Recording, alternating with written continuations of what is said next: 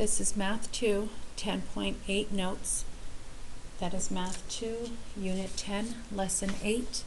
It's a handout for today's lesson. You should have received this in class, or you can print it off of my website. The title is Average Rate of Change. Okay, numbers 1 through 2. Given f of x equals x squared and g of x equals 2 to the x, evaluate the following problems. Number 1. Find the average rate of change of f of x from x equals 1 to x equals 3. All right, before we go any further, I'm going to review with you quickly the average rate of change formula.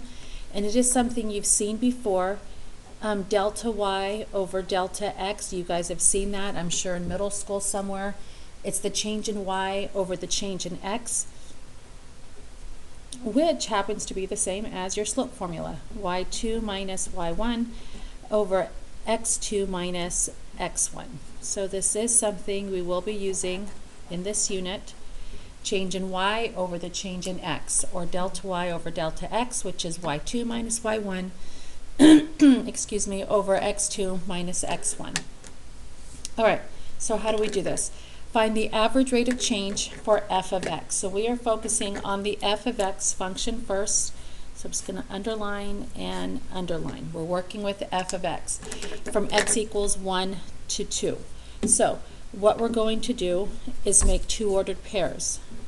1 comma blank, and I think I said 2, but I meant 3, and 3 comma blank from x equals 1 to 3.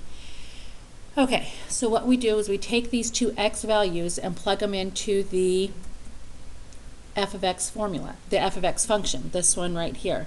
So 1 squared is 1, and then we plug in 3. 3 squared is 9. Again, this here is 1 squared, and that one there is 3 squared. And then we just plug it into that formula. So we do 9 minus 1 over 3 minus 1. 9 minus 1 is 8. 3 minus 1 is 2. 8 divided by 2 is 4. That's your answer for part A. Part B, find the average rate of change of g of x from x equals 1 to x equals 3. Okay, so now we're working with the g of x formula. So we're changing. And this time from x equals 1 to x equals 3. All right, I'm going to come back and just underline that. Underline this, and we're going to do the same thing we did earlier. Make two separate ordered pairs, 1 comma blank and 3 comma blank. Only difference is now we're plugging it in the 2 to the x formula. So I'm going to actually write it out on this one, 2 to the first and 2 to the third. 2 to the first is coming from that 1, and 2 to the third is coming from that 3, and the base of 2 is because that's what the g of x function is. Okay, so this is 1 comma 2 to the first is just 2. 3 comma 2 times 2 times 2. It's not 2 times 3. It's 2 times 2, which is 4, times 2, which is 8. So 3 comma 8. And then we make our fraction. 8 take away 2 over 3 take away 1. Which ends up being 6 over 2, which equals 3. Okay. The average rates of change are different. What does this mean in relationship to the graphs? Okay, if we had a graphing calculator, or even if we graphed these by hand, what would be going on between the x values of 1 and the x value, between the x values of 1 and 3? What's going on is that this function here is increasing at a faster rate, and that's what we're going to write down. This one here, which is f of x. F of x is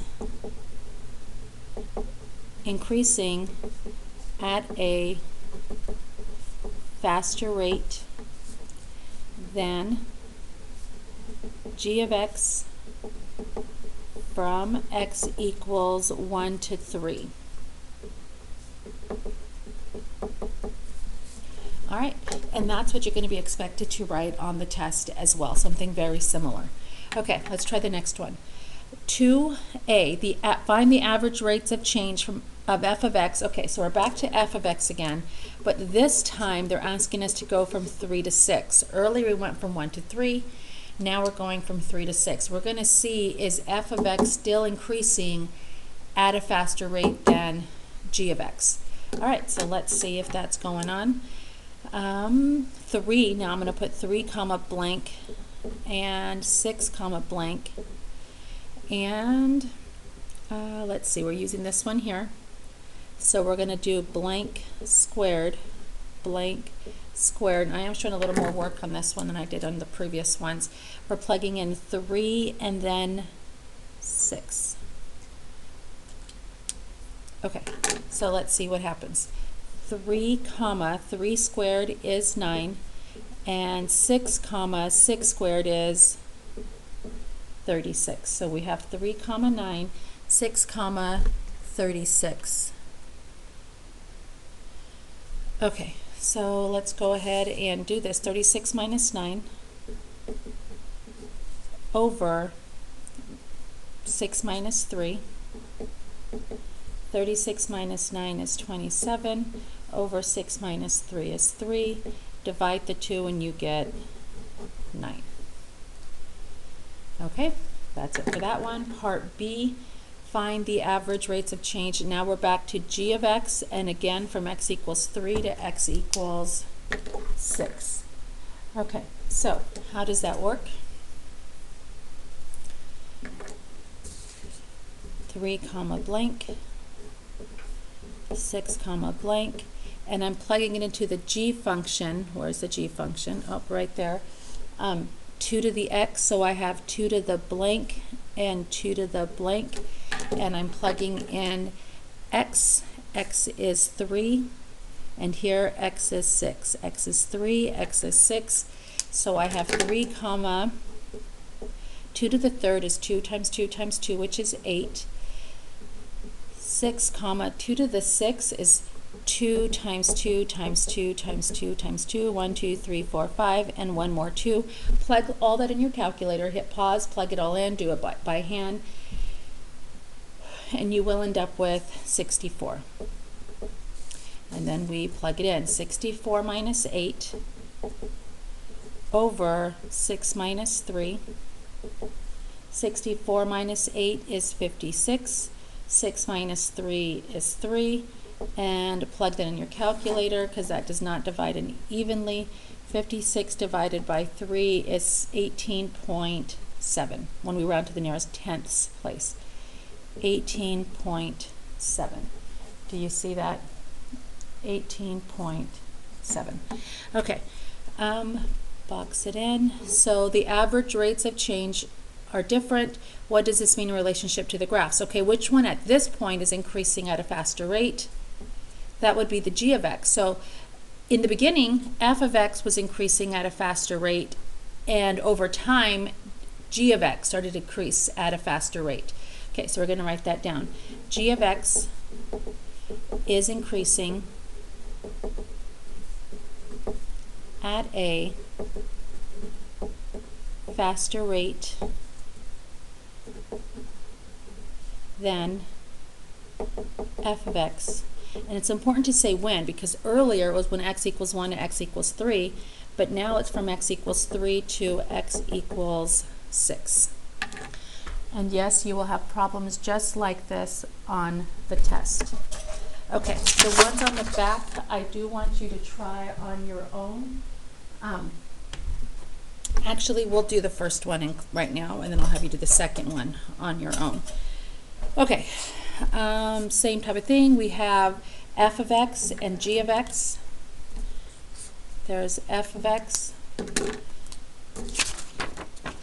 and there is g of x. And part A, we're going to find the average rates of change of f of x from x equals, so we're doing f of x from x equals 0 to x equals 3. All right, 0 blank, 3 blank, and I'm using f, so this has a little more work. 4 blank squared, 4 blank squared. Plugging in 0 because that's what the x is. Plugging in the 3 because that's what the x is. And we should know by now order of operation. 0 squared is 0 times 4 is 0. 3 squared is 9, and 4 times 9 is 36. All right, go ahead and do your subtraction part, y2 minus y1 over x2 minus x1. So that would be, I'm going to do it over here now, 36 minus 0 over 3 minus 0, which equals 36 over 3, which equals 12. All right, next one we're going to do similar, but now this time we are doing it for the g of x, and we're going same way, 0 to 3.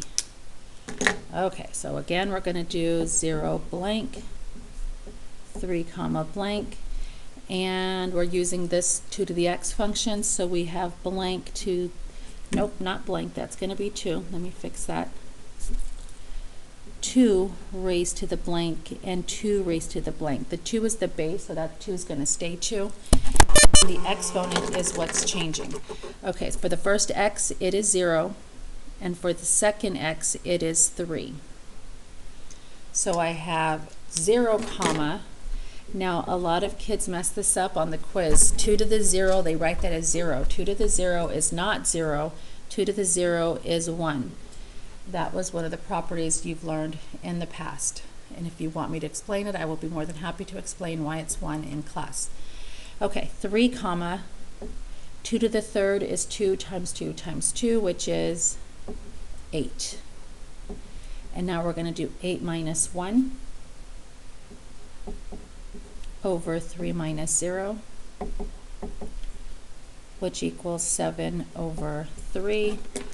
Plug it in your calculator. 7 divided by 3 to the nearest tens place would be 2.3.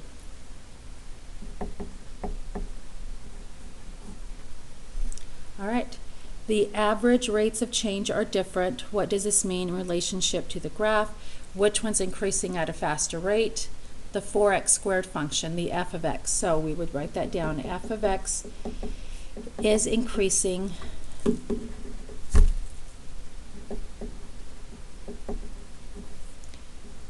at a faster rate than g of x when x equals 0, where were we between x equals 0 to x equals 3. Okay, so what I would like you to do is to finish off the rest. You're going to do f of x from 3 to 5, and then g of x from 3 to 5, and then you're going to do it again, f of x, same f of x and g of x on that right there that we have at the top, f of x from 7 to 10, and then g of x from 7 to 10, and get practice writing down what's going on. All right, we'll talk about this in class. This is it for this lesson.